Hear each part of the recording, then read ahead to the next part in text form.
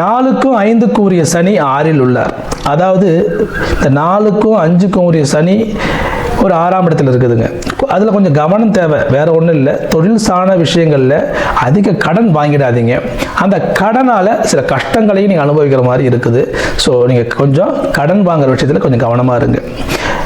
7ஆம் அதிபதி 2ஆம் அதிபதியான செவ்வாய் இங்கே 4ஆம் இடத்தில் உள்ளார். இந்த செவ்வாய் 4ல் இருக்கும்போது 2க்கு 7க்கும் உரியவன். வீட்டில் உங்களுடைய பேச்சு உங்கள் மனைவியோ கேட்காம இருந்தாங்களா, உங்கள் கணவர் உங்கள் பேச்சு கேட்காம இருந்தாரா, அதெல்லாம் இப்போ கண்டிப்பாக கேட்பாங்க. நீங்கள் சொல்கிறதுக்கு ஒரு மதிப்பு கொடுப்பாங்க. இதனால் வரைக்கும் என்னோட பேச்சை எடுத்துக்கவே மாட்டாரா, கண்டிப்பாக இப்போ கேட்கக்கூடிய காலம் வந்துடுச்சுங்க.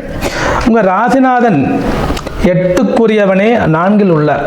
அதனால் என்ன நடக்குன்னா, வாகனங்களில் போகும்போது கவனம் தேவைப்படுது. வாகனத்தில் போகும்போது கவனம் தேவை. இரவில் பயணம் செய்கிறத கொஞ்சம் முடிஞ்ச அளவுக்கு அவாய்ட் பண்ணிவிடுங்க. அதிவேகமாக வாகனங்கள் செலுத்துவது நீங்கள் கொஞ்சம் கவனமாக இருக்கணும். 9ஆம் அதிபதியான புதன் உங்களுக்கு 4ல் உள்ளார். இது ஒரு அற்புதமான ஒரு பாக்கியத்தை செய்யுங்க. இந்த புதன் அப்படிங்கன்னா டாக்குமெண்டேஷன்ல இருந்து வந்த கஷ்டங்கள் பிரச்சனைகள் எல்லாம் சரியாகி அதெல்லாம் நிவர்த்தி ஆகக்கூடிய காலம் இந்த காலகட்டத்தில். அதாவது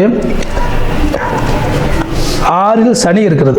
இந்த 6ல் சனி இருக்கும்போது என்ன பண்ணணும்னா, இந்த கணுக்கால் பிரச்சனை, கால் நரம்புகளில் உள்ள பிரச்சனை இதெல்லாம் கொடுக்குங்க. ரொம்ப நேரம் நான் நிற்கிறேன் அப்படின்னா கொஞ்சம் கவனமாக இருந்து அதுக்கான மருத்துவ குறிப்பு டாக்டரை போய் பார்க்குறது, மருந்துகள் எடுக்கிறது, இதெல்லாம் சரியாக வரும். ஏன்னா இந்த சனி காலங்களை கட்டாயமாக பிரச்சனைக்கு ஏற்படுத்திடும். ஸோ கவனமாக இருங்க. வீட்டில் மூத்தவங்க முதியவர்கள் இருக்கும்பொழுது அவர்கள் மீது நீங்கள் தனி அக்கறை எடுக்க வேண்டிய சூழல் ஏற்படுகிறதுங்க. ஸோ அவங்களுக்கு சரியான நேரத்தில் மருந்துகளையும் மாத்திரைகளையும் கொடுக்கறது அவருடைய உடலுக்கு நல்லதுங்க.